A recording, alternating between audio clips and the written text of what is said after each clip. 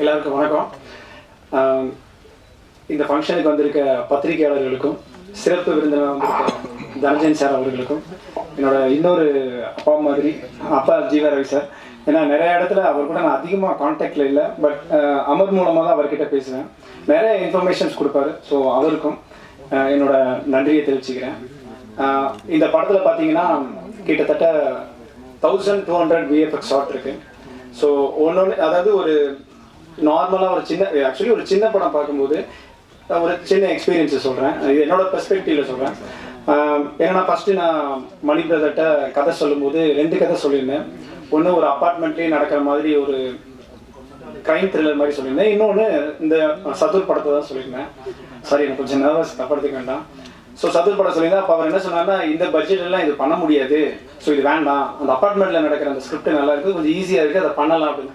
நான் என்ன சொன்னேன், இல்லை இதை பண்ணலாம், இப்போ அப்பார்ட்மெண்ட் ஸ்கிரிப்ட் நல்லா இருக்குது, கண்டென்ட் நல்லா இருக்குது, இதுவும் கண்டென்ட் நல்லா இருக்குது. பட் என்னதான் கண்டென்ட் இருந்தாலும் தேட்டருக்கு வரணும்னு நினைக்கிறோம். தேட்டருக்கு வரும்போது ஆடியன்ஸ் கொஞ்சம் எதிர்பார்ப்பாங்க. ஏன்னா என்னோட ஃப்ரெண்டு ஒரு கான்வர்சேஷனில் கூட பேசும்போது என்ன சொல்கிறாங்கன்னா, சின்ன படமாக இருக்கும்போது அதை ஃபோனில் பார்த்துக்கலாம், இல்லை தமிழ் ராகஸில் அவனே சொல்கிறான், தமிழ் ராகஸில் பார்த்துக்கலாம், நம்ம வர்றதே வீக்லி ஒரு டைம் தேட்டருக்கு, அதை ஒரு கமர்ஷியலாக என்டர்டெயின்மெண்ட்டாக பார்க்கலாம் அப்படின்னு சொல்லுது. ஸோ ஒவ்வொருத்தவங்களுக்கு ஒரு பர்ஸ்பெக்டிவ் இருக்குது. கண்டென்ட் இருக்கிற சமயத்தில் அட் சேம் டைம் கொஞ்சம் விஷுவலாக சம்திங் புதுசாக ஏதாவது ஆடியன்ஸ் எதிர்பார்க்குறாங்க. ஸோ அந்த மாதிரி நம்ம கொடுக்கலாம். இது என்னோட பெர்ஸ்பெக்டிவ், எதுவும் யாரும் தப்பாக எடுக்க வேண்டாம்.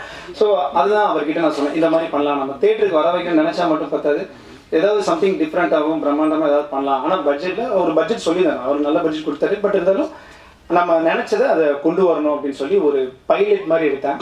அந்த பைலட் எடுத்து அவர்கிட்ட காட்டும்போது அவர் கான்ஃபிடென்ட் ஆகிட்டார். ஏன்னா நிறைய பேர் அவர்கிட்ட கம்ப்ளைண்ட் பண்ணுவாங்க, அதெல்லாம் முடியாது, அவன் பாட்டுக்கு வேர்ல்டு வார்னு சொல்கிறான், பால் கடலுக்குள்ளே போகிறேன்றான், ஃப்ளைட் சென்டர்னு சொல்கிறான், ஃப்ளைட்டு காணாமல் போகுது சொல்கிறான், ஒரு அபாண்டன் ஹவுஸ்க்குள்ளே ஸ்டண்ட்டுன்னு சொல்கிறான், இதெல்லாம் யாரும் பண்ண முடியும் அப்படின்னு எல்லாரும் அவங்ககிட்ட சொல்லும்போது அவரும் லைட்டாக டவுட் ஆனாலும் அந்த பைலட்டை பார்த்ததுக்கப்புறம் அவர் ரொம்ப நம்ப ஆரம்பிச்சார். அதுக்கப்புறம் நான் எடுக்கிற மேக்கிங்லாம் பார்க்கும்போது அவரே மேக்கிங்லேயும் பார்ப்பாரு, இவன் உண்மையாகவே இதை எடுக்கிறானா, அது கரெக்டாக வருமா, ஏதோ உட்காந்து காருக்குள்ள ஏதோ பண்ணிட்டு இருக்கானுங்க, இவன் ஏதோ பெரிய ஃபேக்ட்ரின்றான், அந்த ஃபேக்ட்ரிக்குள்ள எப்படின்றான் அப்படின்றான், ஒன்றுமே இதை விட்டு கூப்பிட்டு கேட்டார். என்னங்க நிறையா ஒரு விதமாக சொல்கிறீங்க, ஃபேக்ட்ரிக்குள்ளே ஸ்டண்ட்டு, ஒரு அபாண்டன் இது, அதுவும் கார் சேசிங் ரோட்லேயே பண்ண முடியாது, நீங்கள் ஒரு ஃபேக்ட்ரிக்குள்ளே பண்ணுன்றீங்க, எப்படி இல்லை சார் சிஜி தான், பட் உங்களுக்கு விஷுவலாக பார்க்கும்போது நல்லா இருக்கும் அப்படின்னு சொல்லி அதுக்கப்புறம் நான் அவர்கிட்ட அவுட்டு காட்டும்போது தான் நம்புறேன். ஏன்னா நிறைய பேர் அவர்கிட்ட அதை சொல்லுவாங்க. அப்பார்ட் ஃப்ரம் அதுக்கப்புறம் பார்த்தீங்கன்னா இந்த படத்தில் ப்ளஸ் பார்த்தீங்கன்னா ஆல்ரெடி சொன்ன மாதிரி தான் கிட்டத்தட்ட 1250 விஎஃப்எக்ஸ் ஷாட்ஸ் இருக்குது. அதுக்கப்புறம் ஒரு அபாண்டன் ஹவுஸ், ஒரு ஃபேக்ட்ரிக்குள்ளே ஒரு கார் சேசிங் இருக்குது. கண்டிப்பாக அது எல்லாருக்கும் பிடிக்கும்னு நினைக்கிறேன். ஏன்னா அதுக்கு ரொம்ப ரிஸ்க் எடுத்து பண்ணியிருக்கோம். அதுக்கப்புறம் ஒரு பெரிய கடலுக்கு நடுவில் ஒரு விஷயம் எடுக்கணும். அதுக்கு நாங்கள் ப்ராக்டிக்கலாக போனோம், அது எங்களால் பண்ண முடியல. ஸோ அதனால ஃபுல் ஓஷன்ஸ் எல்லாத்தையும் சிஜியாக பண்ணி அதில் ஒரு செக்டார் மாதிரி டிசைன் பண்ணி, இப்போ நீங்கள் இதில் ட்ரெய்லரில் பார்த்துருப்பீங்க மரியானா ட்ரென்ச், அது எல்லாமே ஃபுல் சிஜியில் பண்ணி, ஸோ அதுவும் உங்களுக்கு ரொம்ப பிடிக்கும். ஸோ இந்த படத்தில் 2 கார் சேஸ் இருக்குது. நான் கண்டிப்பாக நீங்கள் எல்லோரும் ரசிக்கிற மாதிரி இருக்கும். அது போக ஒரு ஃப்ளைட் கிராஷ் அந்த மாதிரி ஒரு சீனை முதல் டைம் ட்ரை பண்ணியிருக்கோம். ஸோ நிறைய விஷயம் புதுசாக ட்ரை பண்ணியிருக்கோம். அதுக்கப்புறம் பார்த்தீங்கன்னா ஒரு 10 மினிட்ஸ் இந்த படத்தில் ஹிஸ்டாரிக்கல் போர்ஷன் வருது, 15, அதாவது 12 மினிட்ஸ் வருது. இந்த 12 மினிட்ஸும் ரொம்ப கஷ்டப்பட்டு நாங்கள் பண்ணியிருக்கோம். ஆக்சுவலி என்னென்னா பாகுபலி மாதிரிலாம் நம்மளால் பண்ண முடியாது, பட் இருந்தாலும் ஒரு சின்ன டச் கொடுப்போம். தேட்டரில் ஆடியன்ஸ் வர்றாங்க, அவங்களுக்கு எதிர்பார்த்த மாதிரி அதெல்லாம் கொடுக்கணும். ஒவ்வொரு சீனையும் நம்ம பார்த்து பண்ணோம். அதுக்கப்புறம் அவங்க மார்க் போட்டுக்கிட்டோம். ஸோ ட்ரை பண்ணலாம்னு சொல்லி ஒரு சின்னதாக ஒரு என்ன சொல்கிறது, ஒரு ஹிஸ்டாரிக்கல் போர்ஷன் ஒரு 10 to 12 மினிட்ஸ் இருக்குது. அது கண்டிப்பாக உங்கள் எல்லாருக்கும் பிடிக்கும். நாங்கள் முடிஞ்ச அளவு நல்லா ட்ரை பண்ணியிருக்கோம். வித்தியாசமாக நிறையா விஷயம் பண்ணியிருக்கோம் விஎஃப்எக்ஸில். ஸோ நீங்கள் பார்த்துட்டு உங்கள் சப்போர்ட் சொல்லணும். அதுக்கப்புறம் பார்த்தீங்கன்னா ஆதர்ஷ் சந்துரு, ஏன்னா விஎஃப்எக்ஸ் என்ன தான் பண்ணாலும் சினிமோட்டோகிராஃபரோட ஒத்துழைப்பு கண்டிப்பாக வேணும். ஏன்னா லைட்டிங்கில் இருந்து ஷேடோ இன்னும் நிறைய விஷயங்கள் இருக்குது. அது எல்லாம் ஒரு கேமராமேனும் ஒரு விஎஃப்எக்ஸ் ஆர்டிஸ்டும் சேர்ந்தால் தான் அது கரெக்டாக அதோட அவுட்புட் வரும். அதுக்கு மிஸ்டர் சந்துரு ரொம்ப ஹெல்ப்ஃபுல்லாக இருந்தார். ஈகோ இல்லாத மனுஷன். ஏன்னா நிறைய ஷாட் நானே வந்து கேமரா மூடிட்டு இப்படிலாம் வைப்பேன், வேற கேமரா வந்தால் கையை வெட்டிடுவாங்க. பட் அவர் வந்து அப்படிலாம் பண்ண மாட்டார். என்ன வேணும் சொல்லுங்க அப்படின்னு சொல்லி கேட்டு ஒவ்வொன்றும் பொறுமையாக இருந்து என்னோட விஷயம் என்னன்னு பொறுமையாக கேட்டு அதுபடி எனக்கு ஏற்ற மாதிரி எடுத்து கொடுப்பாரு. அது போக அவரும் நிறைய விஷயம் ஷார்ட்ஸ் எல்லாம் நல்லா அழகாக எடுத்து கொடுப்பாரு. ஏன்னா நீங்கள் பார்க்கும்போது நிறைய விஷயம் தெரிஞ்சிருக்கும். விஎஃப்எக்ஸோட சினிமோட்டோகிராஃபியில் நிறைய இடத்துல ரொம்பவே நல்லா இருந்திருக்கும். ஸோ அந்த கிரெடிட்ஸ் எல்லாமே பார்த்தீங்கன்னா மிஸ்டர் சந்துருவை தான் போய் சேரும். அதுக்கப்புறம் பார்த்தீங்கன்னா ஆதர்ஷ் சந்திரசேகர். ஆதர்ஷ் வந்து இந்த படத்தில் மியூசிக் உண்மையாகவே ரொம்ப நல்லா பண்ணியிருக்கேன். அப்படி நீங்கள் பார்க்கும்போது அதை கண்டிப்பாக நீங்கள் எக்ஸ்பீரியன்ஸ் பண்ணுவீங்க. ஏன்னா நான் கேட்குறது எல்லாமே ரொம்ப ஹை லெவலில் கேட்பேன், ஆனால் கொடுக்குறது மட்டும் தான் கொடுப்பேன். பட் இருந்தாலும் அவன் அதுக்கெல்லாம் இது பண்ணாமல் நான் என்ன எக்ஸ்பெக்ட் பண்ணுறேனோ என்னோட எக்ஸ்பெக்டேஷனை தெரிஞ்சு நான் நிறைய டைம் மாற்றிக்கிட்டே இருப்பேன். எனக்கு இது பிடிக்கல, டியூன் பிடிக்கலன்னு சொல்லுவேன். ஆனால் ஒவ்வொரு டைம் பொறுமையாக இருந்து நான் எவ்வளோ கரெக்ஷன் சொன்னாலும் அவ்வளோ கரெக்ஷனே கேட்பான். அவங்ககிட்ட இது வரைக்கும் நான் ஒரு 2 இயர்ஸில் எவ்வளவோ கரெக்ஷன் சொல்லியிருக்கேன். எல்லாத்தையும் இருந்து பொறுமையாக அந்த படத்துக்கு நல்ல மியூசிக் கொடுத்த மிஸ்டர் ஆதர்ஷ் சந்திரசேகருக்கு இந்த நேரத்தில் நான் தேங்க் பண்ணிக்கிறேன். அதுக்கு அடுத்தபடி இந்த படம் உருவாகிறதுக்கு சத்துர் உருவாக முதல் முக்கிய காரணம் என்னோட ப்ரொடியூசர் மிஸ்டர் ராம் மணிகண்டன். அவருக்கு இந்த நேரத்தில் என்னோட நன்றியை தெரிவிச்சுக்கிறேன். அதுக்கடுத்து இந்த படம் உருவாக ரொம்ப முக்கிய காரணம் என்னோட பிரதர்னே சொல்லலாம், அமர் ரமேஷ். அவர் தான், அவரால் தான் இன்னும் இந்த படம் ஒரு படி மேலே வந்துச்சு. ப்ளஸ் என்னோட கூட இருந்த ஆர்டிஸ்ட் அஜித்தும் சும்மா சொல்லுவார், he is a vibrant person. எப்பயுமே துருன்னு அந்த ஷூட்டிங்கில் என்னன்னாலும் எப்படி சொல்கிறது, அவனோட பெர்ஃபார்மன்ஸ்லேருந்து A to Z நல்லா பண்ணியிருப்பான், நல்லா ஹெல்ப் பண்ணியிருக்கான். அதுக்கடுத்து தாமோதரன், சாரி எனக்கு அந்த பேர் வந்து டக்குன்னு வர மாட்டேங்குது, ரெகுலராக கூப்பிட்றதுனால. தாமோதரன் வந்து கிங் போர்ஷன் பண்ணியிருக்கேன். அப்படி ஃபர்ஸ்ட்டு அவரை பார்க்கும்போது நான் கிங் பண்ணுவாரா அப்படின்னு ஒரு டவுட்டில் தான் இருந்தேன். ஃபர்ஸ்ட்டு நான் பார்த்துட்டு வர சொல்லிட்டு இல்லை நீங்கள் வேண்டாம் அப்படின்ற மாதிரி நான் முடிவு பண்ணேன். பட் அந்த பையன் இருந்து இல்லை எப்படி நான் வரணும்னு சொல்லி கேட்டான். நான் சொன்னேன் இந்த மாதிரி எனக்கு கொஞ்சம் பாடிலாம் பில்ட் பண்ணி ஹேர்லாம் நல்லா விட்டு நீ வரணும் அப்படின்னு. அவன் நான் என்ன கேட்டனோ அதே மாதிரி கேட்டப்போ இன்ன வரைக்கும் அவன் வச்சுட்டு இருக்கான். அதுக்காக அவ்வளோ தூரம் இது மெனக்கெட்டுருக்கான். தென் மெனக்கெட்டுருக்காரு. அண்ட் தென் சூர்யா ப்ரோ வந்து இந்த படத்தில் வந்து ஒரு சின்ன ஒரு ஆர்கியாலஜிஸ்ட் ஒரு மாதிரி தான் அவரும் பண்ணியிருக்காரு. அவரும் ஒரு நல்ல பர்சன், ஆக்டிங் வைஸ் ரொம்பவே நல்லா பண்ணியிருக்காரு. அவரும் இந்த படம் வர்றதுக்கு ஒரு இது. ஸோ அவருக்கு என்னோட நன்றியை தெரிவிச்சுக்கிறேன். அதுக்கப்புறம் எடிட்டர் மிஸ்டர் கார்த்திக் வந்து என்னென்னா எடிட்டிங் டேபிளில் நான் என்ன சொன்னாலும் அதை விடாமல் ஃபாலோ பண்ணி நான் ஒவ்வொரு நாளும் நான் ஒரு எடிட்டிங் சொல்லிட்டு போனாலும் நீங்கள் போயிட்டு வாங்க, நீங்கள் கேட்குற மாதிரி நான் ஒன்று பண்ணி வைக்கிறேன்னு நான் போகும்போது நான் எதிர்பார்த்ததோட 2 மடங்கு நல்லாவே பண்ணியிருப்பார். நீங்கள் பார்த்த ட்ரெய்லர் கட்ஸ் எல்லாமே அவர் தான் பண்ணது. அவர் வந்து ரொம்ப மெனக்கடாமல் சிம்பிளாக நீட்டாக புரிகிற மாதிரி இருக்கணும், அதனால் எடிட்டிங் பேட்டர்னே அவர் ஒரு வித்தியாசமாக பண்ணியிருக்காரு. அவர் என்ன சொல்கிறாரு, உண்மையாகவே எடிட்டிங் எல்லாமே அவரோட இதுதான், அவர் தான் ஃபுல்லாக பண்ணது. அதுக்கு அடுத்தபடியாக இஷிதாஷா அவங்க ஒரு சாங் பண்ணியிருக்காங்க இந்த படத்தில். அவங்களும் பெட்டராகவே பெர்ஃபார்மன்ஸ் பண்ணியிருக்காங்க. அவங்களுக்கு என்னோட நன்றியை தெரிவிச்சுக்கிறேன். அதுக்கடுத்து ஜீவா ரவி சார் வந்து சொன்னார், அவங்க வரும்போது என்னை உண்மையாகவே ட்ரஸ்ட் பண்ணல. நான் ஸ்கிரிப்ட் சொல்லி என்னென்னா நான் எடுக்கிறது தான், ஏன்னா அவர் வரும்போது சொன்னால் விஎஃப்எக்ஸ்லாம் சொல்கிற கரெக்டாக வந்துருமோ அப்படின்னு ஒரு சந்தேகத்தில் தான் இருந்தார். ஆனால் இப்போ அவர் கண்டிப்பாக நம்புறாருன்னு நினைக்கிறேன். ஆனால் அவர் மாதிரி ஓப்பனாக பர்சனலாக என்னோட குட் பேஜஸில் இருக்கிற ஒரு பர்சன்.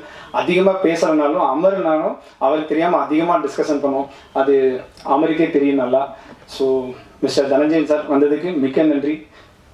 ஓகே, இதோட நான் போதுன்னு நினைக்கிறேன். ப்ளஸ் சின்னதாக ஒரு சிலர் சொல்லிக்கிறேன், ஃபில்மில் ரொம்ப கஷ்டப்பட்டு விஎஃப்எக்ஸ் எல்லோரும் பண்ணுவாங்க கஷ்டப்பட்டு, பட் எங்களோட டீமை வச்சு நாங்கள் ரொம்ப பார்த்து பண்ணியிருக்கோம். ஆடியன்ஸ் எல்லாருமே, நீங்கள் எல்லாருமே பார்க்கணும், ஒவ்வொரு சீன்ஸையும் ரசிக்கணும், புது எக்ஸ்பீரியன்ஸ் கிடைக்கணும், வித்தியாசமாக ஸ்க்ரீன் பிளே இந்த மாதிரிலாம் சொல்லணும்னு ஆசையில் ஒரு புது ப்ராடக்ட் நாங்கள் ரெடி பண்ணியிருக்கோம். இந்த படத்துக்கு கண்டிப்பாக நீங்கள் எல்லோரும் சப்போர்ட் பண்ணணும். நீங்கள் சப்போர்ட் பண்ணால் தான் கண்டிப்பாக நாங்கள் எல்லாம் மேலே வர முடியும். ஸோ நீங்கள் எல்லாருமே இந்த படத்தை பற்றி உங்களோட நல்ல ஒப்பீனியன் சொல்லி இந்த படம் ஒரு பெரிய சக்ஸஸ் ஆகும். ஏன்னா எல்லோரும் உழைச்சிருக்காங்க, பட் அட் சேம் டைம் நீங்கள் எல்லோரும் சப்போர்ட் பண்ணி இந்த படத்தை நல்ல விதமாக கொண்டு வரணும். என்னால் முடிஞ்ச அளவு நான் என்னோட எஃபோர்ட் போட்டிருக்கேன். கண்டிப்பாக எனக்கு சப்போர்ட் பண்ணி கொடுங்க. தேங்க்யூ. அனைவருக்கும் இனிய மாலை வணக்கம். ரொம்ப சந்தோஷமாக இருக்குது இந்த நிகழ்வில் கலந்துக்கிறதுக்கு. ஜீவா ரவி சார் சந்தோஷம். நீங்கள் என்னை ரொம்ப பில்டப் பண்ணிட்டீங்க. ரொம்ப அவ்வளோதான் ஒர்த்து இல்லை. பட் டெஃபினட்டாக சந்தோஷமாக இருக்குது இந்த மாதிரி நம்மளை ரிசீவ் பண்ணும்போது. ஊடக நண்பர்கள் அனைவருக்கும் இனிய மாலை வணக்கம். இந்த ஃபங்க்ஷன் வந்து இன்னைக்கு 5 மணிக்கு தங்கலான் ஃபர்ஸ்ட் சிங்கிள் ரிலீஸ் ஆகுதுன்னு பயங்கர டென்ஷன் போயிட்டு இருக்கும்போது நான் வந்து இல்லைப்பா விட்டுரு அப்படின்னு அமர்கிட்ட சொல்லிட்டே இருந்தேன். அமர் வந்து தொடர்ந்து மெசேஜ் பண்ணிட்டே இருந்தார். சார் நீங்கள் ட்ரெய்லர் ஆஃபீஸில் பாருங்கள், உங்களுக்கு பிடிச்சிருந்தா விழாவில் கலந்துங்க அப்படின்னாரு. இல்லை எனக்கு 5 மணிக்கு ஒரு ஈவெண்ட் இருக்குது, 6 மணிக்கு ஒன்று இருக்குது, ரொம்ப ஹெக்டிக்காக இருக்குது, நான் வரது கஷ்டம் அப்படின்னு சொல்லிட்டு இருந்தேன்.